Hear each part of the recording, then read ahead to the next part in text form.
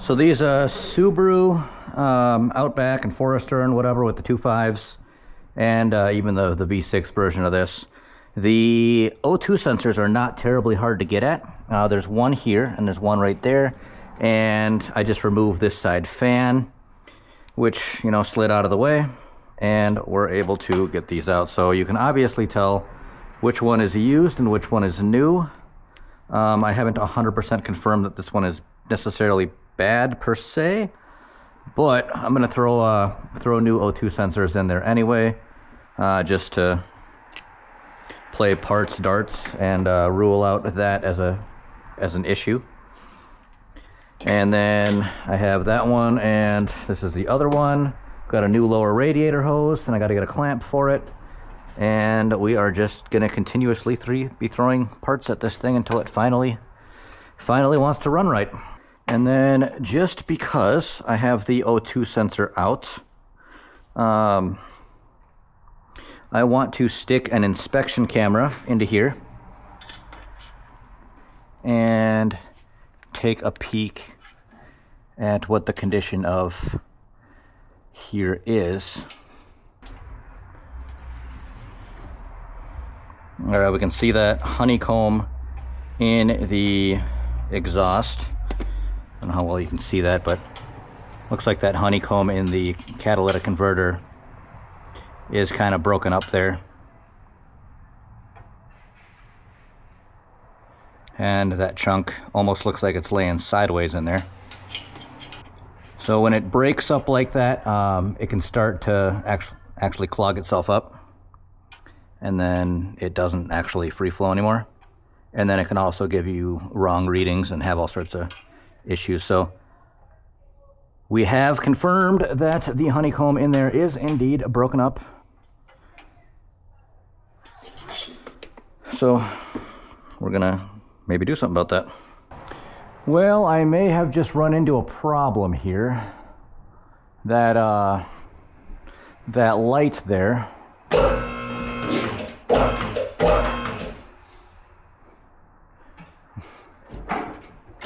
I may have just screwed myself on that.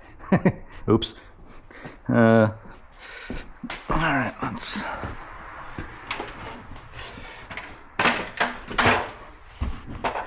closing the hood is usually preferred.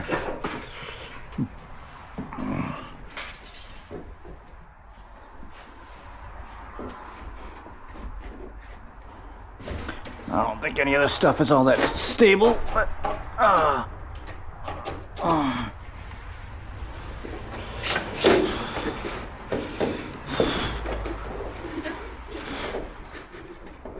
yeah. I guess if this hood stayed up, it would be out of the way, but it's actually kind of coming down.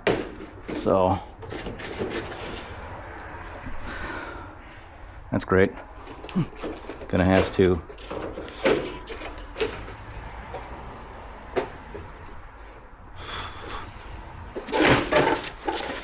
do something with that. All right, I'm gonna try 14 on these. All right, that seemed to work.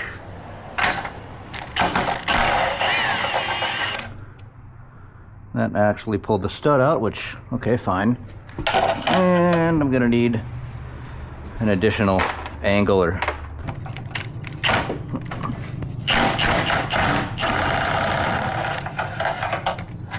All right.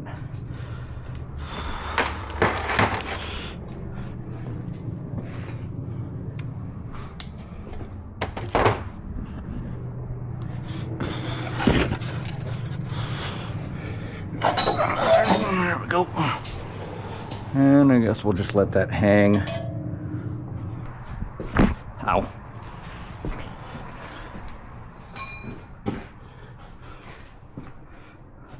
All right, so that is the piece of catalytic converter that I was actually seeing in the picture there. So this would definitely cause a restriction in the exhaust.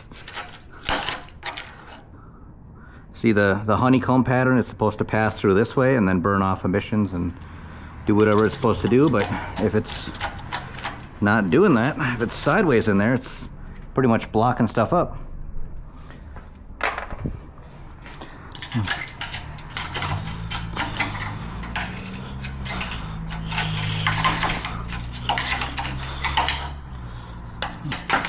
So we'll have to get some of these pieces out and then grab the inspection camera and go deeper. See if there's anything else blocking. All right, and it looks like I am seeing additional stuff down there.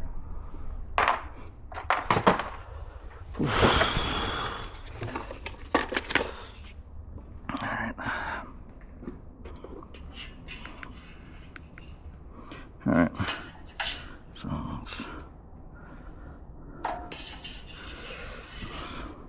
we can see there's another piece there, and then if we go around it, there's, yeah, it looks like the whole, there's a whole bunch of pieces.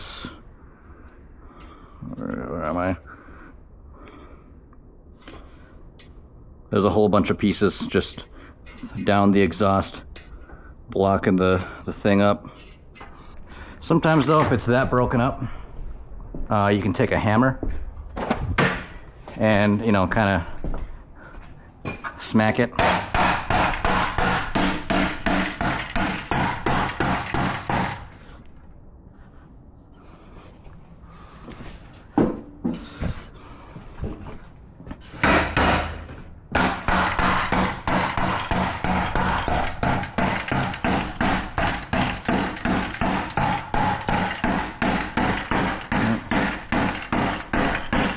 See, we're busting pieces out of there. There we go. We're making progress. All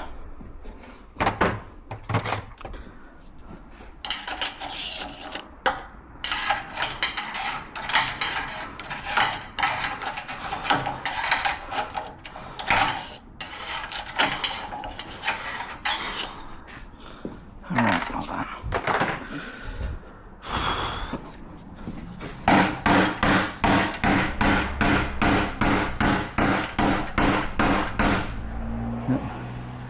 Every time you smack it, the piece gets a little bit smaller and smaller until it doesn't have an issue coming out anymore.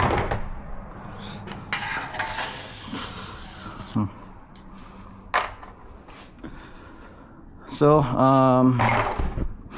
stick it down there again.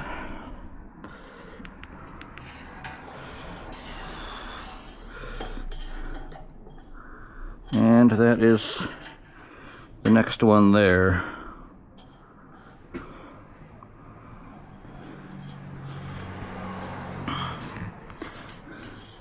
And that could definitely use a little cleaning, but all right, sweet.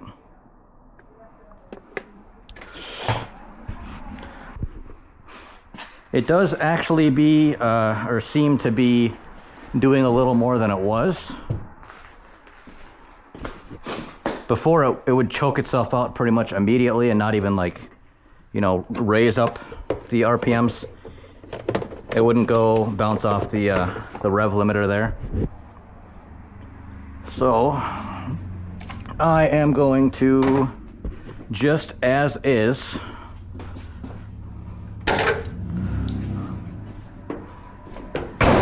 back it out and see if it'll just go up and down the street.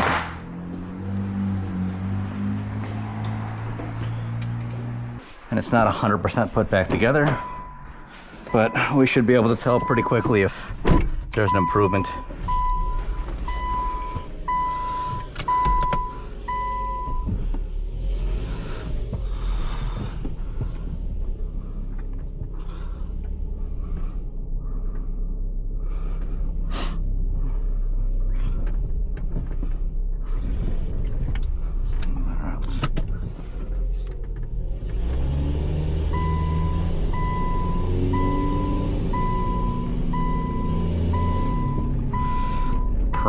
Promising.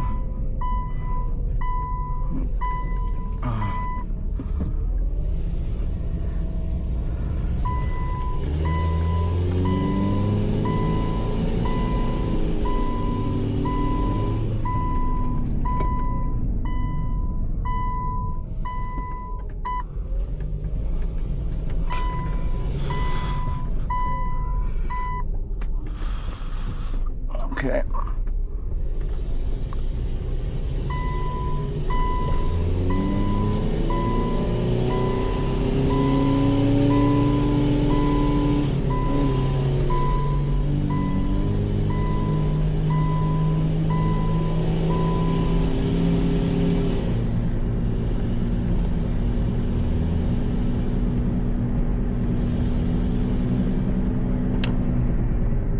Yeah, before I would struggle to do anything at all, really. Come on. Let's go. Just sit there like a moron.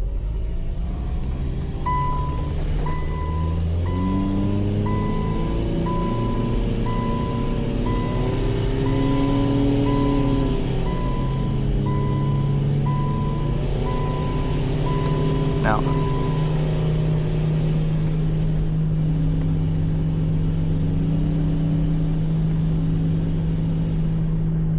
I did drill a hole in the exhaust too, so I gotta weld that up, put the new O2 sensors in, and then it should be giving even better, more accurate readings. So.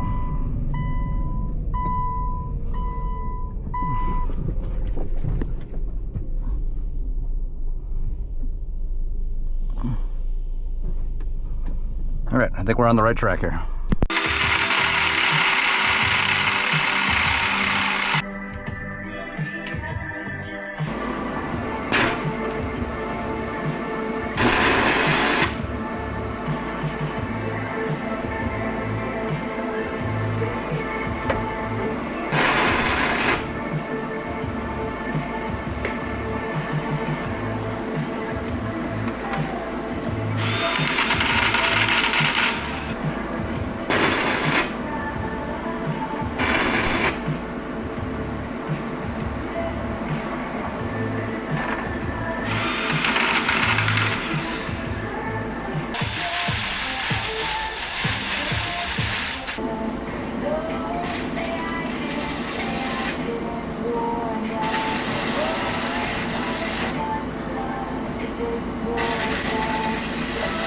So I had the amps just a touch too high and it kept poking through and migrating the hole. So it wasn't working immediately like it should have been. So once I turned the amps down a touch, then it should have been just a quick little seal right there, but it kept poking through and migrating the hole. But once I fixed the amperage issue, then I was able to seal it up, and it's not the prettiest, but it should hold, and that will work fine. All right, so these pieces are from this exhaust mount here that came off of here, up in there, and it looks like this is a tad bit bent, so I'm gonna straighten this out and weld it back together, and then that center exhaust mount will be actually doing something again. These are the transmission side mounting bolts. It's a quick little tackaroo. So it's plenty solid. Will hold just fine. And we're going to put the transmission side bolts in first. And then we'll get the other one in there.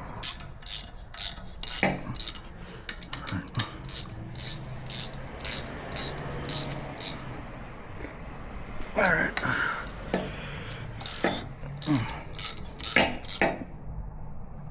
Okay. There we go. Now we'll push it up until it snaps in there. And then spray a little WD-40 in there.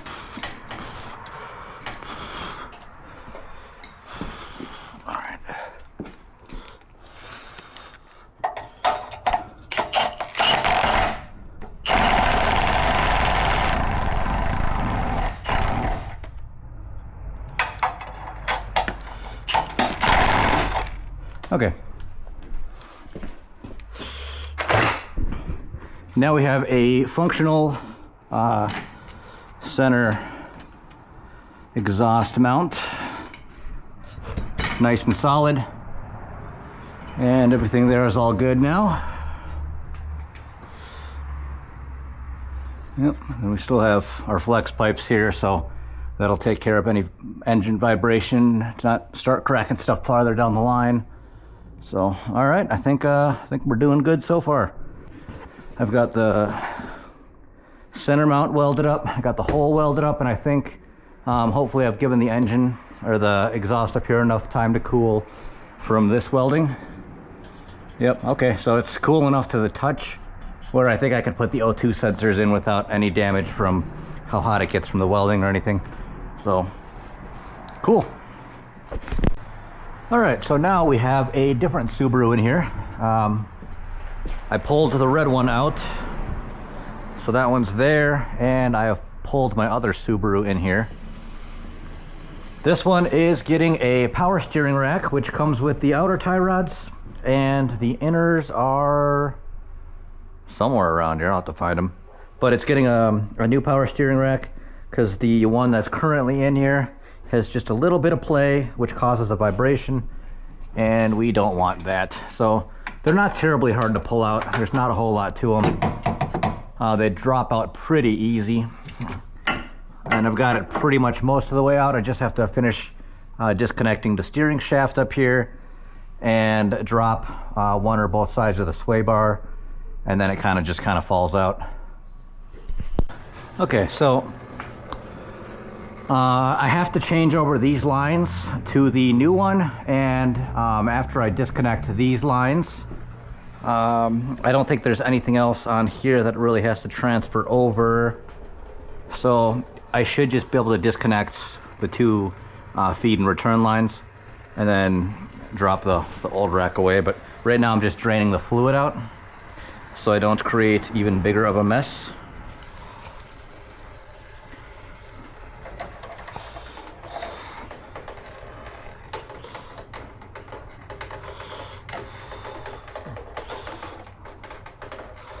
I'm gonna have to probably get some more power steering fluid too, but oh well. All right, let's see if we can, this one should be it. Yep, all right, so you definitely want to use flare nut wrenches on these because these are not fun if you start rounding them off. But now that it's broken loose, we should be okay. So for this side, I disconnected the sway bar and just cut the sway bar link because it's old and might as well just replace it anyway. And that gives you this whole area to drop the power steering rack out, which is super nice. And then if you disconnect the lines here, then you don't have to go all the way up there and mess with them up there.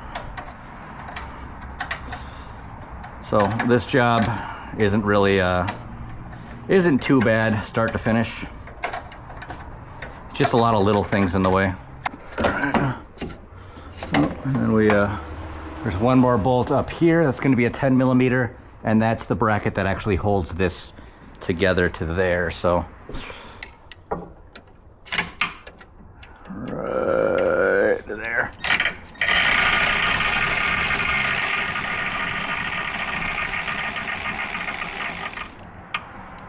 Beautiful. That's that. And we'll just put that there. That should be about it for dropping it out.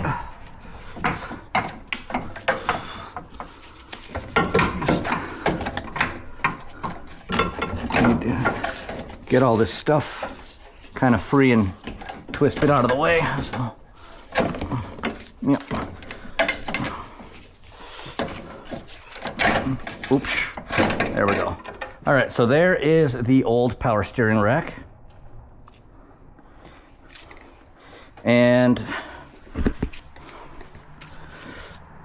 we can see it's the exact same one.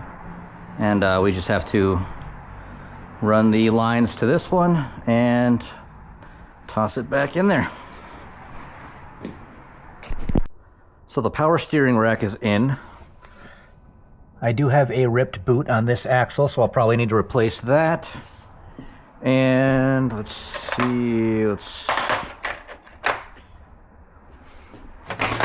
It's gonna be a 13 on those. 12. Right here, 13. Okay.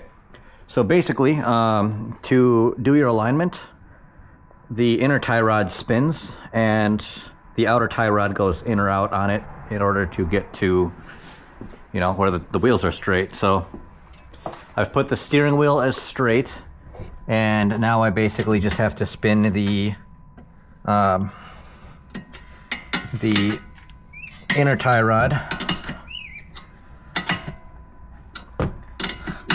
quite a bit to get both of these wheels to be basically as straight as I can, so it's drivable, and then it still has to go in for an alignment after that.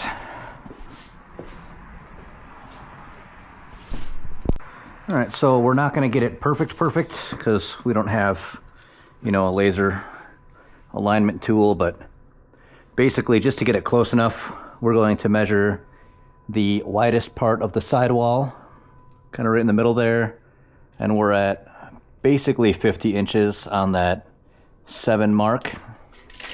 And on the back here, we are at just under that, so we need to go just a touch in this way. It really just kind of depends on how picky you want to get, but now we're just under 7 there. And on this side we are just under 7 as well. So that is basically good enough to drive on, but it does need to get in alignment to get it perfect. But that'll be straight enough to make it usable. Now I need to find the right size for these jam nuts.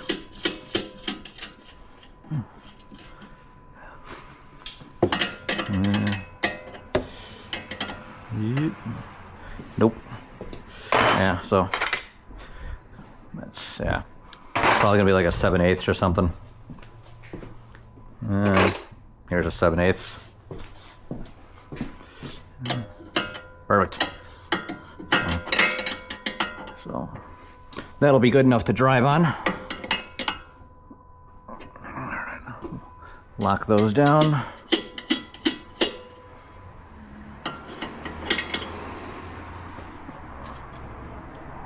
All right. So we have the new rack in, and got a few little things here and there, but it's pretty much there. All right. Fill it up, run it.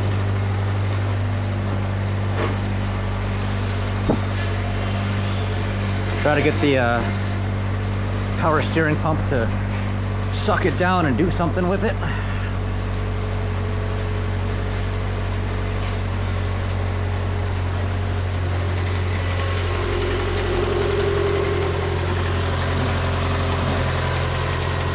Yeah, last time it took a minute for it to actually suck it down and do anything with it, so.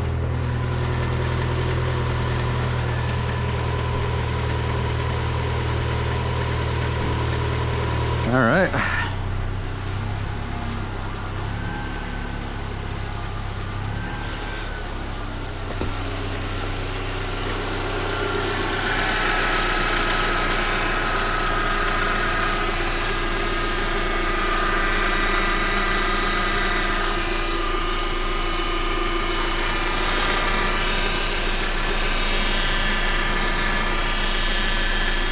I think we're back in business.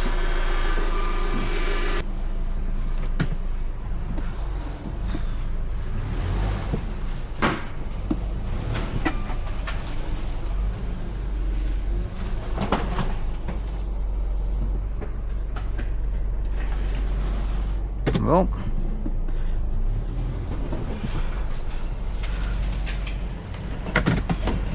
I think there were a few cardboard boxes back here. Yep. So, dragging one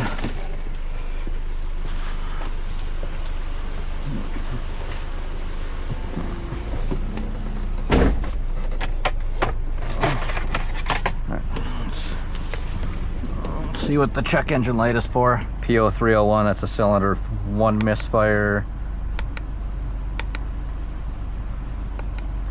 That's a cylinder 3 misfire, and CO300. I don't know what a CO300 is. Might have to Google that one.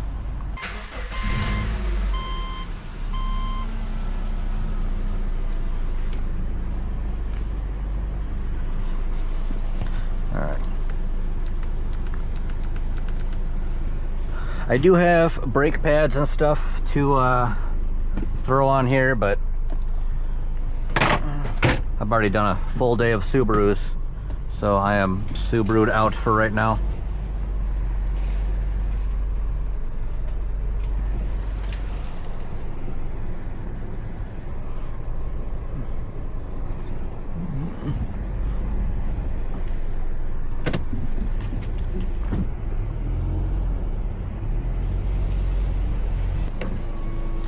There we go. Now I'm just gonna go in, clean up, and we'll call it good for today.